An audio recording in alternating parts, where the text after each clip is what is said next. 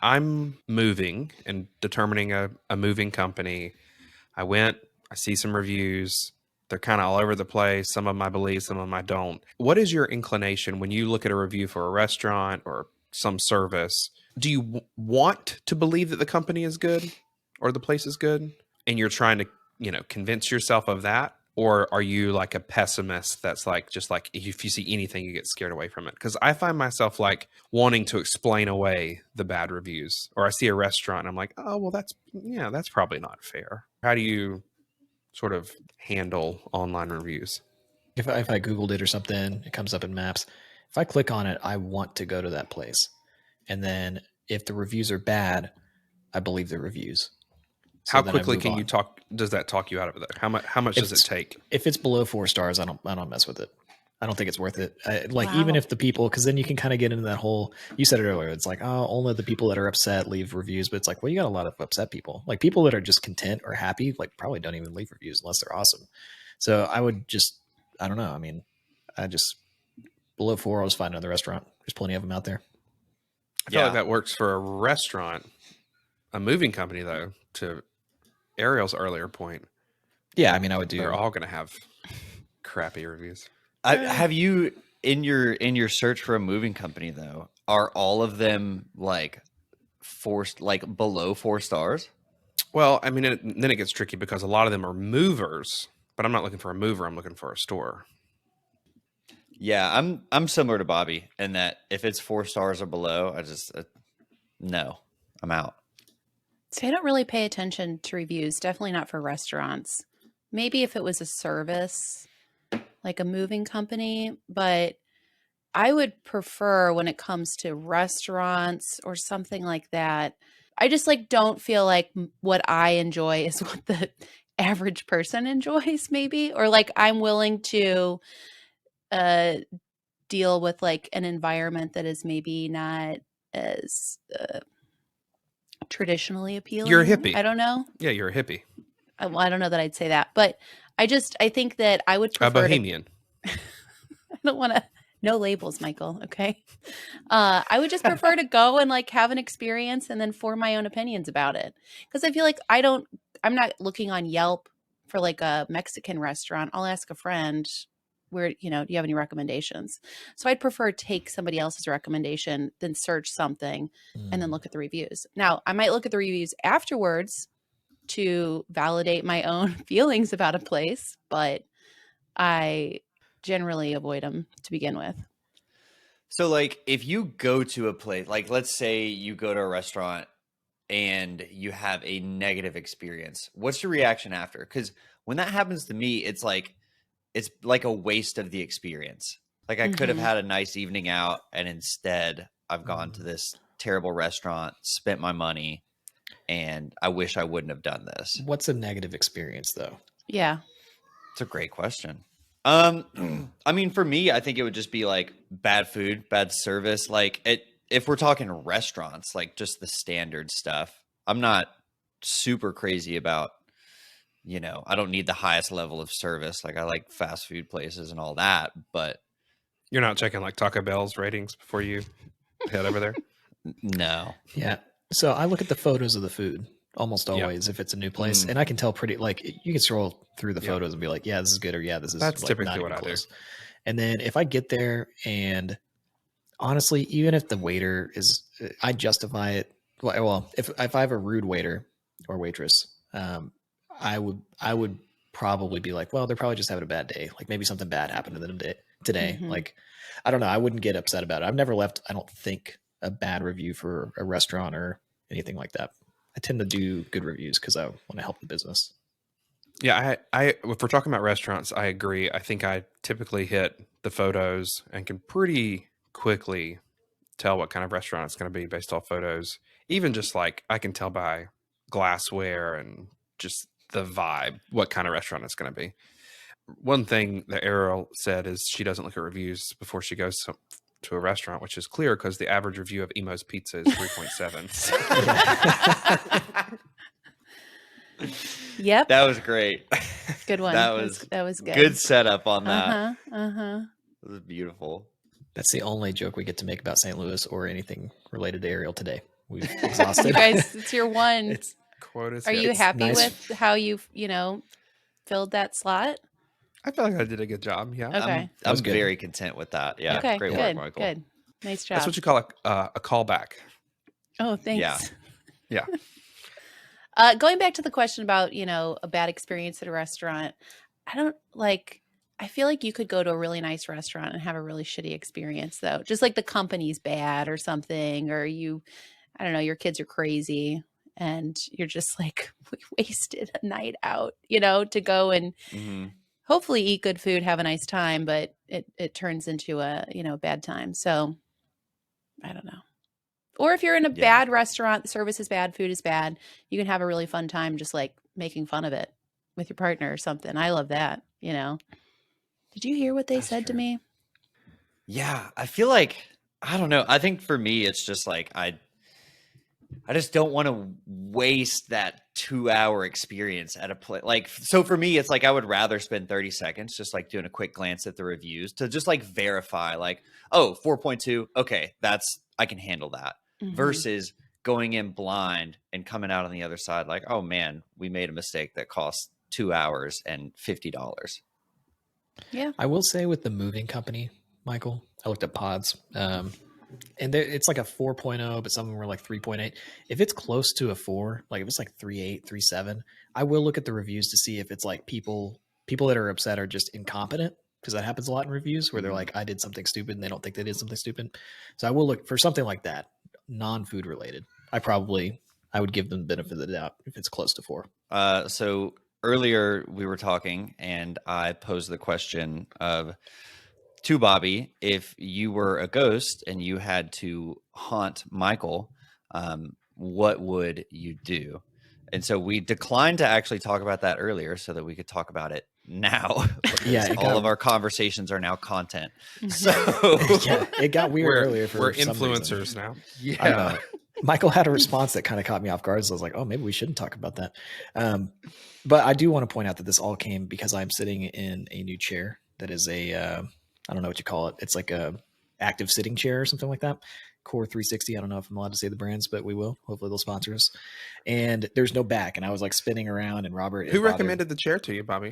Michael did. And just like all of his recommendations, really solid. So anyway, so I was spinning around because I was having fun. I was kind of getting bored on the last meeting, and Robert pointed it out. And then for some reason, there was something about me falling backward and hitting my head on something. I don't remember, but I said something about myself dying. And that's where Robert came in with this. And that's where we are now. One other piece of context that might be helpful. You said something about dying, and then Michael made a joke about suing your estate for the money that he is owed. Oh, and then I said good luck. Yeah. Well, yeah.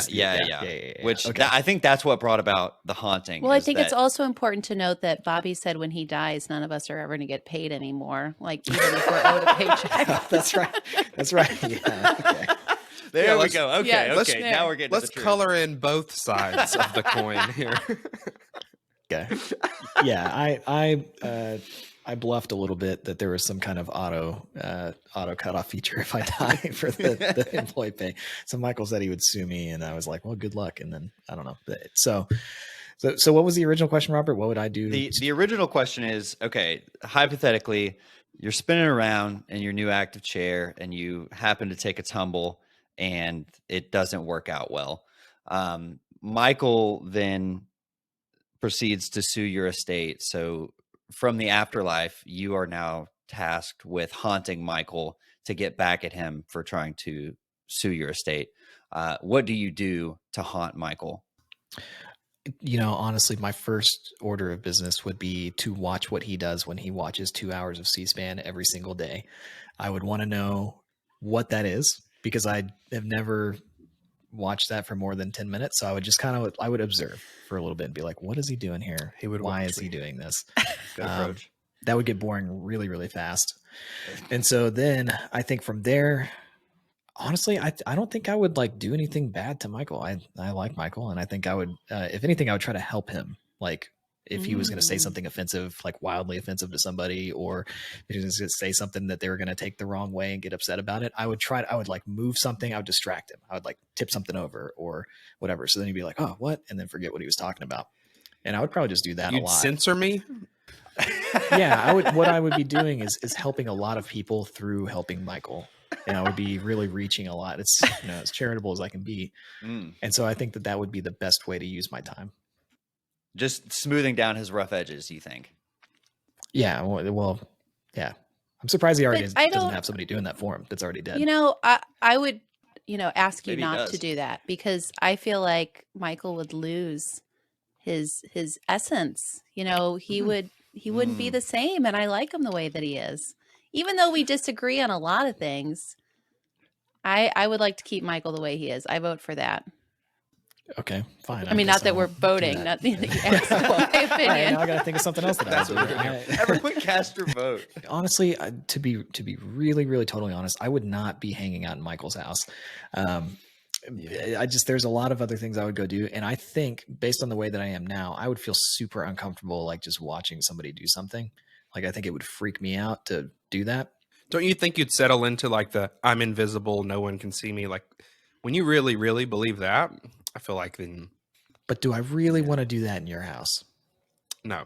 No, I don't think so. So I think what I would do is probably be outside a lot. I would go see a bunch of places that I had never seen before, like that I wasn't able to travel. I think I would go do a lot of stuff that I hadn't done before. Now, I don't know. How do we feel about do ghosts? Yeah. Do you have to get on a plane? Like, do you need to get on a plane, or can you You can just go to Jupiter. teleport? I would, honestly, what I would do, I would fly one of those Emirates first class flights overseas. That would be Just sit in someone's lap as they were in first class. I wouldn't have to sit in their lap, but I guess I would. You would. I would find the open seat. You're an invisible ghost. Why do you have to sit in somebody's? There's probably an open seat. Oh my! Not in first class. Look, there's things that you would do as a ghost, and there's things that I would do as a ghost, and I don't want you to put those things on my ghost life. So, I think what I would, I would. Am I a solid kind of ghost, or am I like a wispy kind of ghost? No, there's no such thing as a solid ghost. Well, Whoa. let's. Yeah, hang on. Let's back now. up. I think we need to feel define the ghost. What movie have you ever watched where the ghost couldn't move through walls? I feel like ghosts change their form. Yeah. So sometimes you'll be an orb. You're a sometimes you'll just shapeshifter? be some cold air. I'm picturing Other times you you'll be more of a solid as figure. like Casper, like the Casper from the late 90s with Christina Ricci. Yeah, we know it. Yeah. Well, I'm just making sure. You guys were younger than me. I don't know what you guys were into at that time. Casper. Okay. What? No, I mean, yeah, Casper. I don't know. Am I a horror movie ghost? Because those seem to be a little bit more solid usually. I think it's really up to you. Can I go into people's imaginations? Oh, no. Oh. These are making up rules that ghosts are not allowed to make. Yeah. I don't know if you can go into people's I don't think you can possess people as a ghost. Okay, what about that one? What's the movie where the guy's like helping the lady do the clay? Ghost. What is he in that scene? Is he dead? But is he dead in that scene? I actually, to be fair, I have Googled never it. seen these two laugh this hard. I Googled ghost, and the first image, because I was like, I'm pretty sure it's called Ghost. So I Googled ghost, and the first thing that came up was like a bunch of music videos. And so then I kind of was like, I don't know if that's what the movie's called. So then I came back to ask. I feel like you've always wanted to take a pottery class, and this will be your opportunity to do some pottery. I've actually done that before. I've done pottery. Oh, But well. was he dead in that scene, though? Like the famous scene? I think so, yeah. Yeah. Okay, so he seemed pretty solid there, right? Well, you're So one could say that maybe I could be a solid ghost. I feel like One could say. that's the thing with being a ghost, though, is that you're not solid. I'm just saying he seemed really solid in that part. I think she was feeling his presence, not like physical presence, but his energy, maybe. Okay, well, why don't all of you decide what a ghost is and isn't and come up with the parameters and then ask me this question at a later time when you tell me Well, what I can be as a ghost and what I can't be. In our defense, I feel like the only parameter of being a ghost is that it's not solid. But I'm saying in that scene in the movie, I got to go back. I got to look at the movie. I'm going to go on YouTube after this and see what he looked like. I don't know if he was translucent or solid in that moment, or if she was imagining it. I don't remember because that was not a movie of my time, really, I don't think. Well, I will just say the one thing I know about the movie is he was killed by his business partner over a bad business deal. So to just tie things back up here, if you don't pay us after you die, I don't like this foreshadowing. Anybody else want to say anything about what they do as a ghost?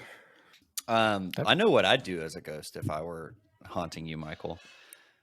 I would make subtle but annoying adjustments to all your kitchen supplies. Ooh, that's a Like good I would one. put like tiny holes in like the bottom of like the flour bag, or I would do something to where like the pepper grinder, like the grain is my pepper grinder? inconsistent. The setting is Not my pepper changes grinder. the setting. Yeah. To where like you look at the grains and one is like 7 millimeters and one's like 2 millimeters. You could little go things and like like that. turn the stove down while he's cooking. Yeah, those are big. Ah, this is evil. That's what I'm saying. So that's what I do. See, I'm not so bad, am I? I was going to do my stuff. No, I'd rather you sit in my lap on first class than Robert mess with my pepper grinder. I'm going to have to go back and look at that employee handbook to see what it says about situations like this. Well, Ariel, I guess the question just lays on you. What would you do? I honestly don't know. I would be more along the lines of Robert's ghost than Bobby's ghost, I think. You just pull funny little Thank pranks you. on me? Yeah. Although I would thought do you little meant pranks. like, move a spoon or something. You're going to like cut holes in flour so that that's Not big that's holes, inconvenient. but like yeah, you would have to change shirts for sure. All right. I have an actual financial questionable decision to discuss with you all. This is an anonymous reader question, and I'm just going to read it what they shared. We have about $27,500 in credit card debt, hospital bills, plus dumb decisions. I'm a teacher and used to teach in Texas, but moved out of state 3.5 years ago. My teacher retirement in Texas is still in my TRS account and has about $24,000 in it. I have been considering rolling it over into a new retirement account where I am, but I would really like to pull it out and make a big dent in our credit card debt. Currently, we have over $600 a month in payments on credit cards, and I just feel like we can't get ahead. Would using that to pay off 2 of our credit cards or 2 plus some on the last card be a bad decision? What is your just like first impulse there? So I want to be very clear about this. I don't remember how all the Texas, she said Texas, right? Yes, yes. I don't remember how the TRS stuff worked. I pulled my money out of TRS after I quit my teaching job because the way that it worked back then, I believe, was that they would, if you left it in, they would give you like a 2% guaranteed. So I don't remember everything about it. I do vaguely remember there being penalties for taking it out early, depending on where she's at in her track. My gut reaction to that is just I wouldn't do something like that. I mean, I think that I would go to like try to make more money and pay off the debt. I would try to like maybe do some kind of credit card balance transfer. I would maybe try to get a loan at a lower percentage and pay off the credit card debt. Like there's a lot of things I would do first before I tried to pull my retirement money personally. Robert, what would you do? As someone with more credit card debt than I would care to admit publicly, I am highly unqualified to speak on this topic. So honestly, I'm listening to what you all have to say as potential advice for myself. So carry on. We can talk about this like off of the thing if you want. I can just point you in the right direction. Let's loop Robert into this. Yeah. Michael, what about you? Yeah, I think that very similar to what Bobby said, pulling out of your retirement not only has penalties and you're going to end up losing money through those penalties. It's for your retirement. You've saved it for that. And I think you should roll it over into another retirement account. Make sure you're taking care of your retirement. Also, $27,500. It's not no money, but that's not that much money. You can pay off $27,000 in debt. There's a lot of information we don't have here. Are both of them working? What's their salary? But generally, and $600 a month in credit card payments, again, by no means nothing, but doable, coverable with a side hustle, coverable with some kind of, a little bit of additional effort. I think there's obviously strategies like refinancing, looking at making additional payments on the principal that you could, enact to pay it off quicker. So no, I would not pull from retirement. And I'd look at ways that you can just, there's all kinds of methods that you can employ to pay off debt quicker and or refinance and consolidate it. But no, I wouldn't pull it from the retirement. Yeah, see, I agree that maybe trying to find an alternative to pulling it out and taking care of your debt would be ideal, a balance transfer, a loan or something. But I also feel like there is just this, depending on, we don't have all the information. We don't know how this is affecting this person's mental health, the other aspects of their life. When I think about that $600 number too, in terms of monthly payments, I feel like that must be the minimum payment. Like you're not going to make much progress with a payment like that. But just thinking about the psychological effect of debt and how it can feel like it is just preventing you from moving forward with your life. And I don't want to say this as advice to this person at all, because you obviously have to do what works for you, and you could end up, this could be a bad choice. But I've been in a situation where I had a chunk of money that I could use to pay off my mortgage, and that was so freeing to just have that off my shoulders. And then we could put money, the mortgage payment, into other places where we could save money, invest, that sort of thing. But releasing that big chunk of debt that you feel is weighing you down, if that is what you need to do, I think that there's nothing wrong with that. And I think that that's the issue a lot of people have with Dave Ramsey: invest over paying off debt, putting money aside for your future or taking care of this debt right now. And I think he works so well for some people because of that, the oppressive nature of debt, and how it feels like if you can take care of this, cross that out, then you can move on to the next phase of your financial Creating journey, which wealth. is retirement. And Yeah, I think it would be way too simplistic to say that all that matters when you talk about your finances is just like a solid plan that, I get, well, rather, it would be wrong to say that psychology and the mental and emotional load of money doesn't play a part, right? Mhm. You could say that if you have a mortgage or a car payment that you want to pay off and you have the money to do it, it's good to get yourself out of debt. Maybe that's important to you. But what if that payment's at 1%? What if the APR on that is 1%? That's kind of where I am. Like, we don't have any debt except one car, but the APR is 1%. So like, we think about all the time, oh, should we just pay it off? But the answer is no. We'd be better off investing it Mhm. somewhere else and just paying it at the 1%. And so there's some of it where making those kinds of cold calculations are important, but to downplay the significance of what it means to be like debt free or to not have any weight of payments or debt on you, that's a real thing. And that matters as well, especially if you're on a journey to growing wealth. And, to the point of Dave Ramsey, I think that generally there is something very powerful because of the emotional side of what debt can do to you, especially as you try and grow wealth. But at the same time, I think there's another side of it where if you can cold and calculatedly, use debt in your favor, that can work for some people. I mean, organizations and people and really rich people do that. But I don't think the average person, that's not the struggle that they're having with their debt. No, and I mean this, she specifies here, or they specify that it's, credit card debt, which is probably 14+% interest rate on that, not a Yeah, it 1%. could even be higher. I mean, it could be Right. 22, 25. Mhm. I mean, credit card debt is, it is a horrible type of debt to have. I mean, just generally, because you don't have to hold that kind of debt anymore. Like, or I don't even say anymore, but there are ways. I mean, if she had it in a, like a 401k, I mean, she could potentially take out a loan against the money in a 401k that would be at a lower percent interest to pay that off. Like, there's a lot of different things. I do think, going back to the retirement thing, I can't remember what the penalty is again for taking money out of TRS early. I looked it up. I think it's 20%. And yeah. then if you're under 59, 10%. Yeah. So, Rather, I mean, I'm sorry. It's 20% federal income tax withholding and then 10% early withdrawal penalty. Yeah. It's just when you're talking about penalties and things like that, I would go to a credit union and see if you could get a personal loan, or I would, talk to your credit card company. Like there's so many other things you can do than touch your retirement.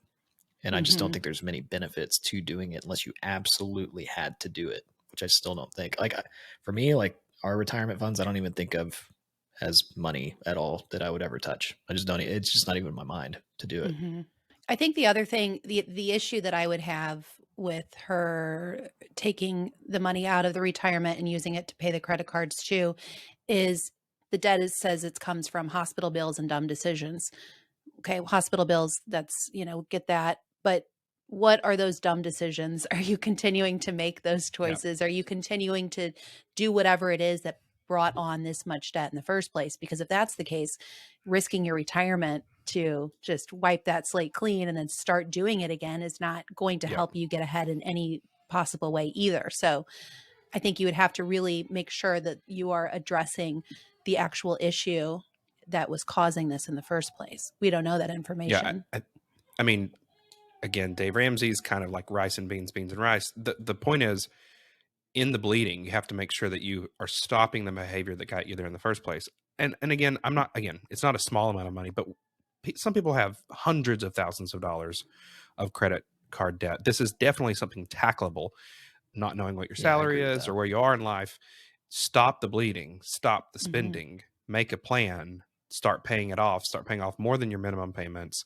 And this is something that can be tackled. I mean, Bobby, you can, relay your story here. You paid off 40,000, how much? Yeah, it's 40 40, grand. 40 grand.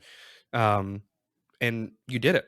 So, and lots of people do it. So this is something very doable. When you hear the stories of people who pay off even more than 40,000, pay off 100,000, pay off 200,000, it's doable. It requires a lot of discipline and a solid plan that you stick to. Kind of echoing what Michael said, like I've had a lot of people email me and message me over the years with numbers of debt.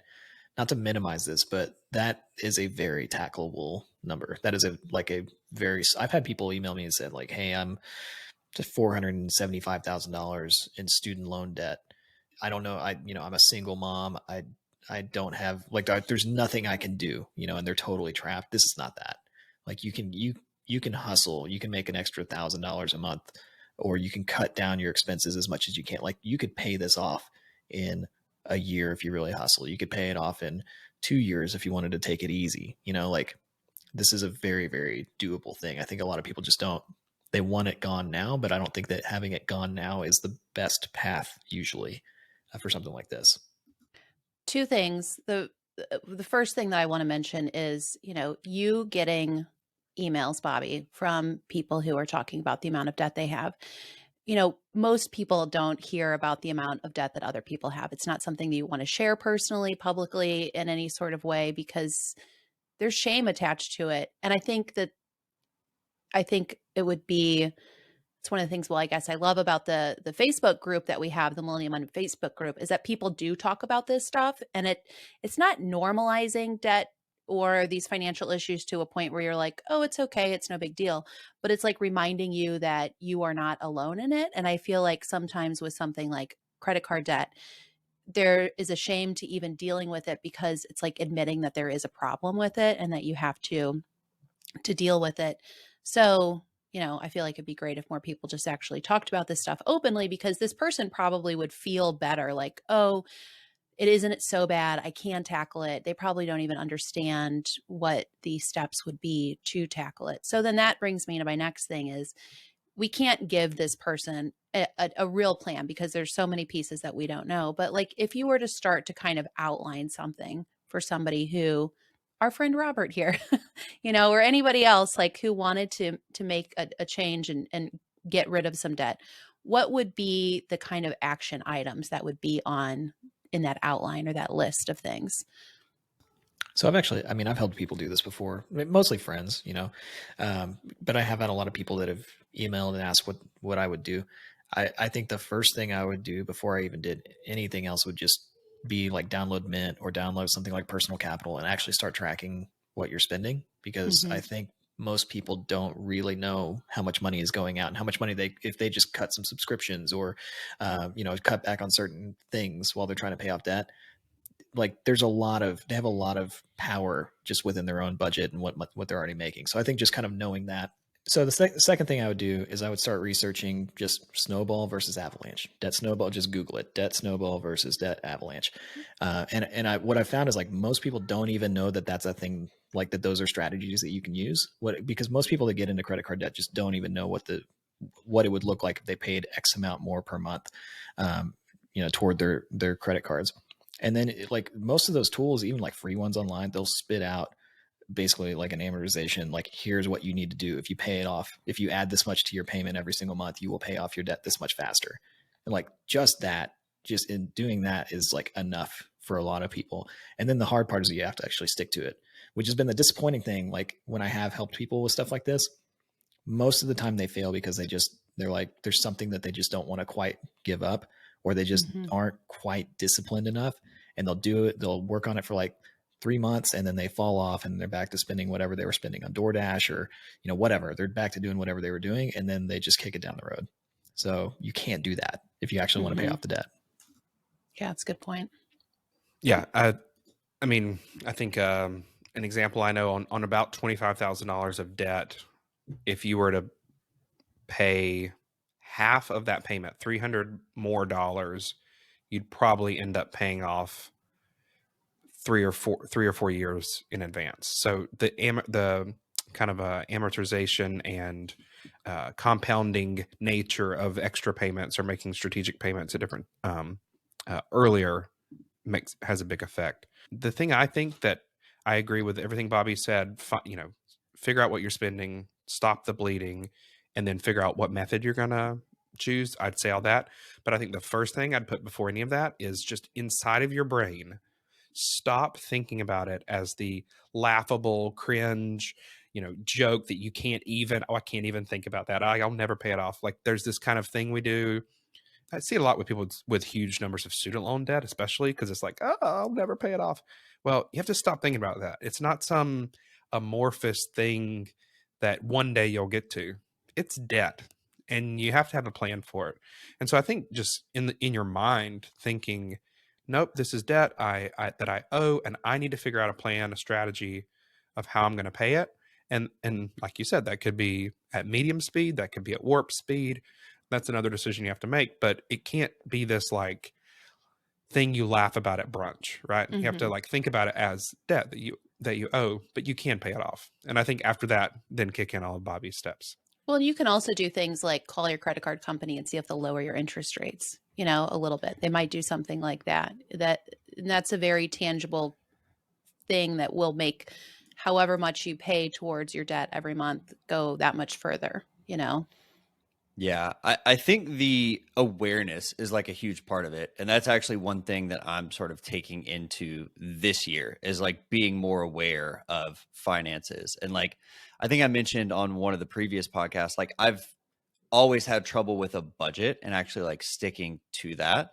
And so for me, it's like similar to what you were saying, Bobby, with like mint and that sort of thing. Like first step has to be, and similar to what you're saying, Michael, like look at the numbers like every day, pay attention to like what's actually coming in and going out, because that's the only way that like I know that pain is actually going to feel like real enough, and I'm actually going to be motivated to do something about it. One of the things that's helped me the most in terms of like when there have been periods of paying off debt or saving has been the idea of paying yourself first for things and just taking off the top whatever you need to put towards some bigger goal and doing that first, and then everything afterwards.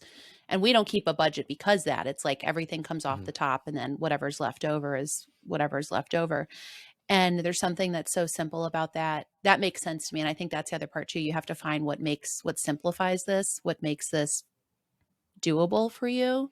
And I think I must have read about it online, the idea of paying yourself first. And it was like this switch. It was like, oh, of course, that is what I needed to do, because I can't keep a budget either. I'm horrible at that. I've downloaded Mint and all those things and download it and look at it once and that's it. Yeah. There's lots of those tricks or strategies. The inverse of that, probably better off for paying debt, would be you get your paycheck and you've determined the amount that's going to go extra to the debt first, and then you live off of anything after that. If you can't budget first, pay your debt first, and Mhm. be as aggressive as you can as you plan it out. And that's what we do now with saving and investing. Like, we get our paycheck, and then there's just a part that just disappears, and then from that we don't really keep a tough, stringent budget because we've already Yeah. done the saving. We live off the rest. Yeah, Mhm. that's what I did. I used to sit. I remember when I was a teacher, I would sit in my office and then I would see the direct deposit hit and I would make my student loan payment. And I paid a lot towards my student loans. Now, I didn't have a lot of expenses back then, but I had like not very much money left over. But I just did that for 18 months, and then it was done. And I'm not a budgeter either, to be honest with you. Like I've never been. I actually think this is like a little bit of a hot take. I think that budgets are kind of a scarcity mindset. And I know a lot of people, like, when they hear that, they're like, "Oh, what a jerk." But I do think that if your mind immediately goes to how much can I cut, or how little can I spend, that's a lot less powerful than how much more can I earn, because you can earn infinite amounts of money, in theory. And that makes debt payoff way, way faster. And if I had done that instead of paying off my student loans the way that I did, if I had coupled that with like just making $500 extra per month, would have been really helpful. It would have been even faster. It would have taken more effort, but it's a more effective way to think. I think.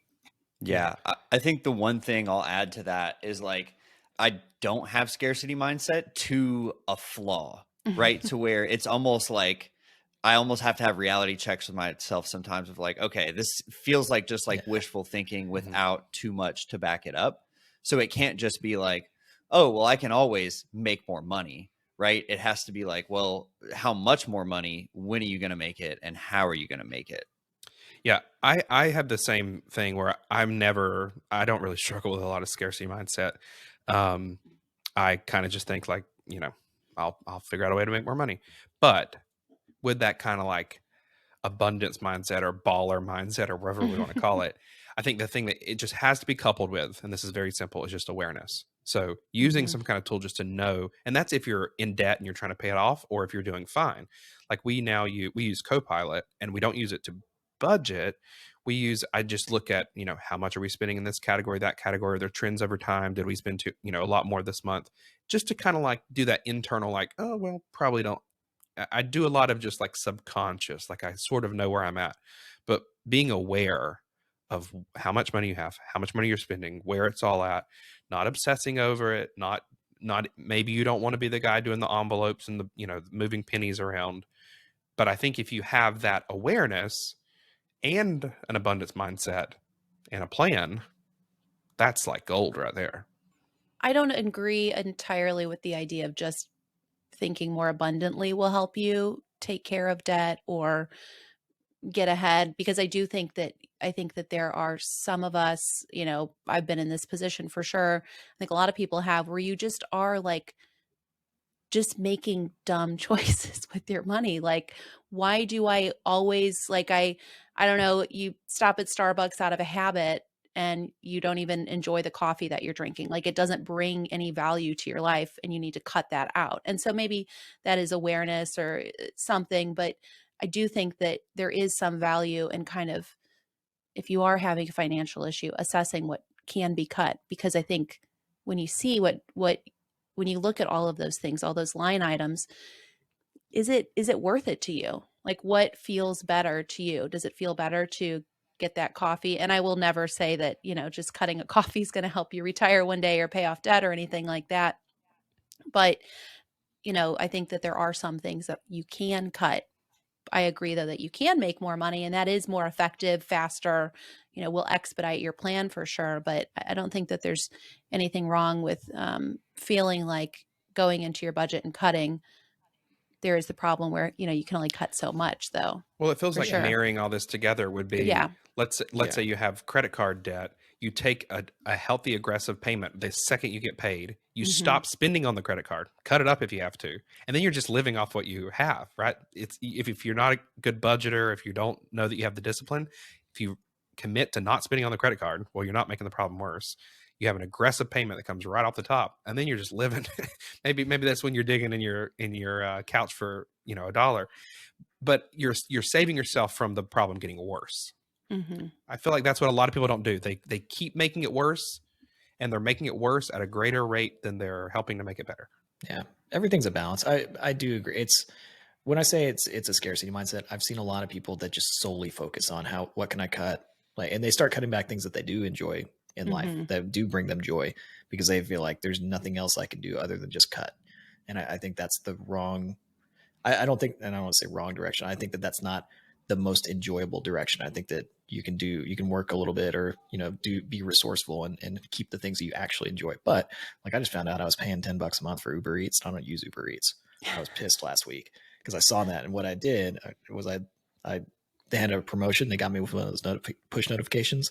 If anybody knows what those are about with Uber Eats, like they're aggressive. And so I was like, oh, I'm going to do this. And then I forgot that I was paying for it. So I cut it out. Right. So I didn't just go like, ooh, abundance mindset. I'm going to keep that. Yeah. I think like just to like sort of try to summarize what you're saying with abundance mindset, Bobby, is like the difference between like abundance mindset and scarcity mindset is when you're asking, okay, how can I save more? Whereas abundance mindset is asking, how can I make more?